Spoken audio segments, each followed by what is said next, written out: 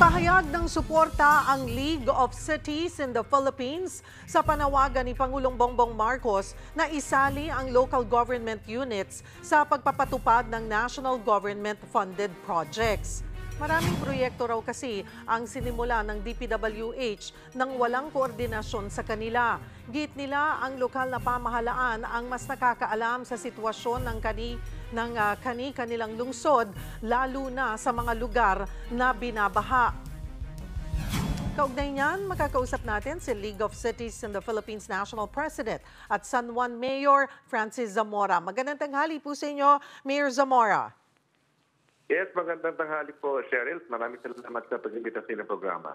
Mayor, ano-ano po yung mga halimbawa ng reklamo ng inyong mga kapwa-mayor tungkol nga dito sa mga proyekto na hindi kinukonsulta sa LGU? Opo, Cheryl, at sa lahat po ng nanonood at nakikinig, no? Noong isang araw, naglabas po ng direktiba ang ating Pangulong Marcos at banggit nga niya na dapat po talaga na mayroong koordinasyon at approval ng LGU ang anumang mga projects po ng DPWH. Nung naglabas po siya ng pahayag, kinonsulta ko po ang mga kapwa nating mayors na miyembro po ng Cities of the Philippines na binubuo po ng 149 city mayors ng ating bansa. At doon nga po lumabas ang mga kasama na mayors mula po sa ibang bahagi ng ating bansa na nangyayari nga po talaga na biglang na nagsisimula ang DPWH ng mga proyekto na hindi po sila kinukonsulta, wala pong approval, at po ay naglabasan nga ng mga issues doon sa aming Viber group. At tamang-tama ay naglabas din po kami ng pagpapahayag nga ng suporta sa direktiba po ni Pangulong Marcos. So ang hinihiling lang naman po namin ay magkaroon ng tamang koordinasyon, makipagpulong po sa mga LGUs, sapagkat gaya ng binanggit nyo, no? Kami naman po nakakaalam, halimbawa dito sa San Juan, alam namin saan ba dapat maglagay ng pumping station, saan dapat maglagay ng flow protection, saan dapat mag-improve ng drainage system. So, kung hindi po makikipag-ugnayan ng DPWH sa mga mayors, paano nila malalaman kung yung papaglagyan pa nila ng proyekto ay doon ba talaga pinakakailangan ng lungsod? So, ito naman po ay bagay na alam kong kaya naman pong gawin. Hindi naman po mahirap na magkaroon po ng pakikipag-ugnayan sa ating mga LGUs. At yun pong hinihiling po ng mga mayors. Mayor, dyan po sa San Juan, paano po ba ang sistema? Ganon din po, hindi po kayo kinukonsulta o nagpapasintabi man lang, nagsasabi ang national government like DPWH? Sa San Juan po, wala pa tayong nagiging problema. In fact, in the many years na tayo naman po ay naging mayor since 2019, ay meron naman pong koordinasyon ng DPWH sa atin. No? Hindi ko naman po sinasabi na lahat po ng LGUs hindi sila nagko-coordinate at walang approval. Ang sinasabi lang po natin, nangyayari po ito. At kasi rin po sa visitation nga po ni Pangulong Marcos nung nakarang mga araw, sa kanya na mismo nanggaling na meron nga mga proyekto nagsisimula na walang koordinasyon po sa mga LGU. So, ito po yung bagay na gusto nating masolusyonan. Mayor Zamora, are you there? Yes po. Yes, I'm here. Alright. Medyo napuputol po kasi. Pero ano daw ho ang sabi ng mga kapwa nyo, Mayor? Bakit hindi nakikipag-ugnayan itong ilang opisyal ng DPWH sa ilang mga lokal na pamahalaan? Considering meron po tayong Local Government Code of 1991, yung RA 7160 sa Section 2 C&D, yung may mga nakalagay po dito na kinikilala ang lokal na otonomiya at partisipasyon sa pamamahala. Sa Section 25B, nagsasaad na ang mga national agencies, gaya nga po ng DPWH, dapat kumonsulta at makipag-ugnayan sa LGU bago magpatupad ng proyekto sa kanilang nasasakupan.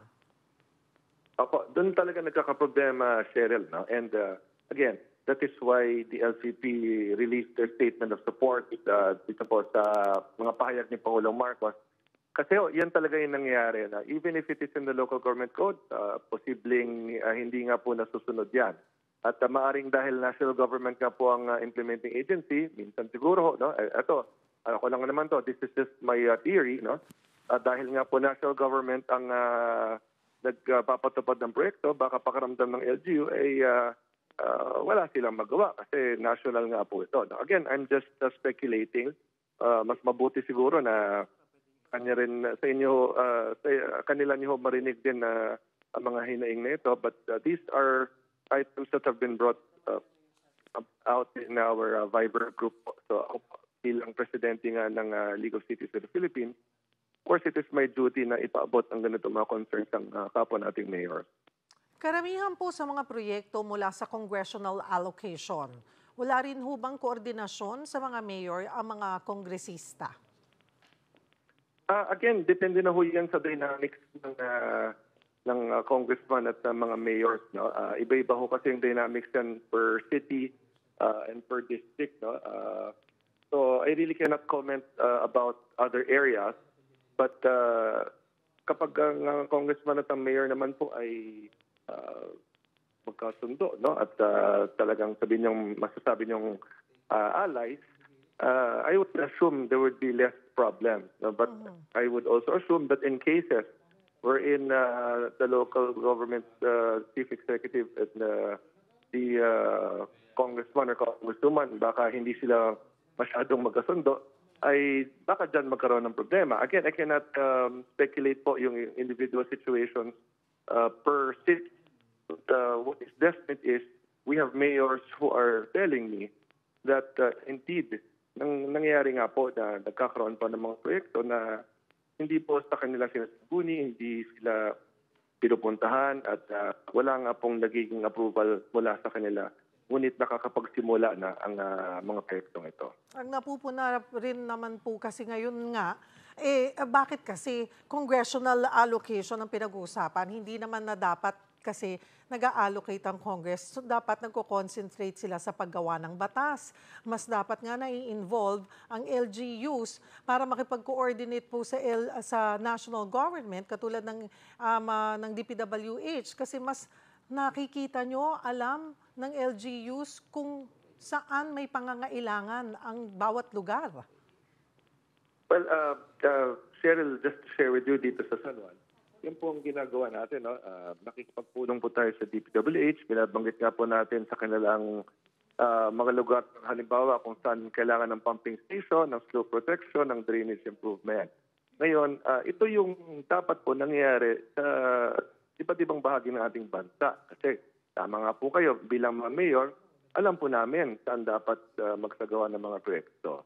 At base na rin po sa direktiba ni Marcos, nang iyon ay kinakailangan ng approval ng LGUs, ay mangyayari na po yan. Because for the LGUs to be able to give approval, kinakailangan ipresenta po ng DPWH ano yung proyekto nito, kano siya, gaano karami ang magiging beneficiaryo sa mga mamamayan.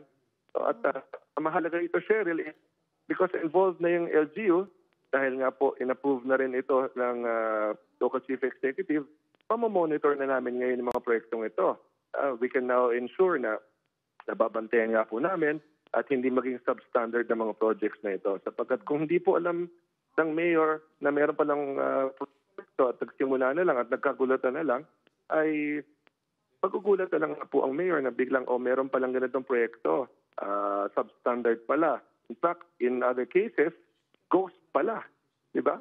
Yan po ang nakita ni Pangulong Marcos the past few days. So, Cheryl, again, I don't see difficulty in the DPWH coordinating with mayors. Ipipresent lang naman po yun na mabuti, papaliwanag lang ba yung gagawin. At nga po nito, siyempre, mahalagang kung magkano talaga yung naka-allocate, yun ay dapat ma-implement talaga na mabuti.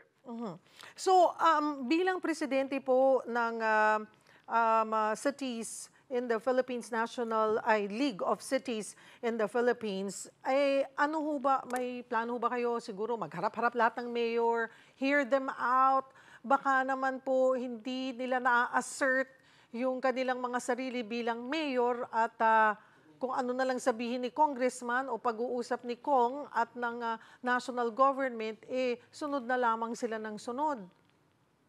Yes, sir. Mahalaga maging directive nga po ni Pangulong Marcos. No? Binanggit niya na po nito ng isang araw.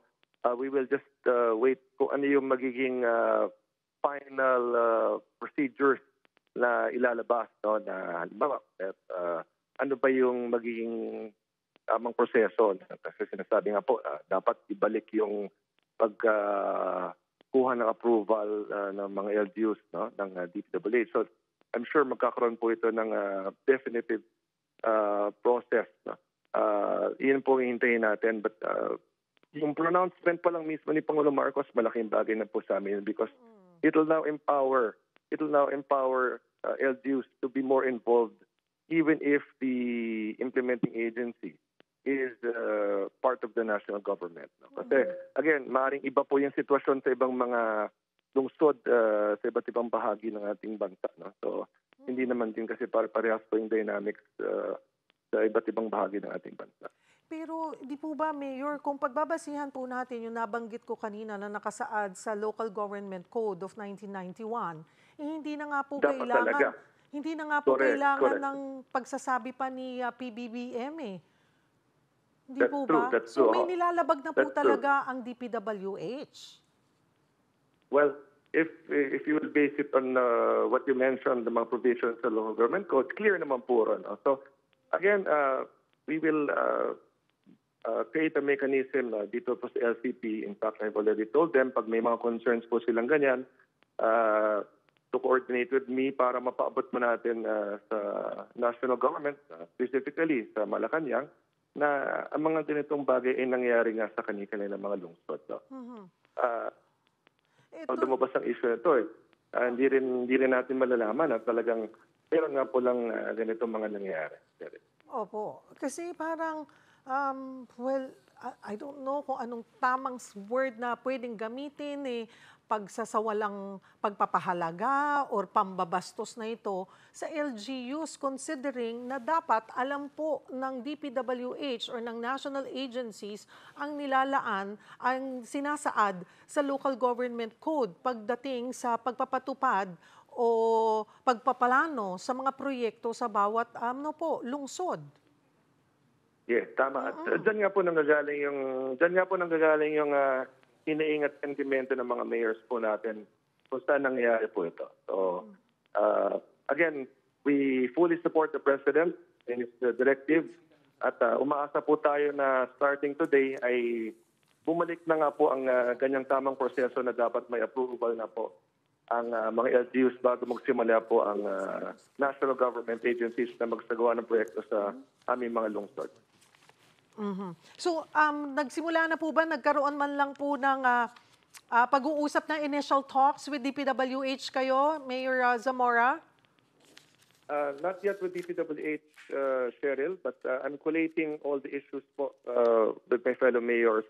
Sinasummarize ko lang po siya. Meron na mga ibang kumontak po sa akin, nagbigay na ng mga detalye. So, yan po, I'm just collating all the information and ito po yung bagay na papaabot po natin sa ating mahal na Pangulo. Itanong ko na rin po, ihabol ko na rin po, Mayor Zamora, itong napipintong pagsasara po ng Navotas landfill. Opo, I think, yes, Cheryl, mas concern po ito ng Manila. I'm not privy po to this because kami po sa San Juan, iba ho yung aming process in terms of solid waste management. So if you don't mind, Cheryl, baka best po si Mayor Isko po ang matanong po ninyo rito. Kasi po, ang sinasabi ay, yun nga po, confirmed na yung Navotas landfill na pagsasara, although doon po pumupunta yung basura ng Maynila. So, ang pupuntahan ng bagong dump site ay San Mateo, Rizal. Ang San Juan po ba saan nagtatapon ng basura? Saan po ba napupunta ang basura? Kasi ang sinasabi po dun sa balita ay doon din magtatambak daw yung 17 local government units pa. Okay, meron po kaming transfer station dito sa San Juan and then the hauler brings it to Rizal also. So, yun po nagiging proseso. Hindi lang po talaga ako privy to Manila's solid waste management, Cheryl. So, I reserve my comments na lang po. Siguro mas mabuting si Mayor Isko po ang matanong. Yeah. Natanong ko lamang po yun kasi nga po baka apektado, baka maging, baka maapektuhan po yung lahat tayo dito sa NCR regarding doon sa San Mateo, Rizal, doon dadalhin yung mga ito po yung magiging bagong dump site, itong sa San Mateo, Rizal. From the National Capital Region po, alamin ko ho yan within today po. I just read about the news about 1 hour ago rin po. No? So alamin ko lang ho yung tamang informasyon. Alright. Marami pong salamat sa inyong oras, San Juan City Mayor Francis Zamora, ang National President ng League of Cities in the Philippines.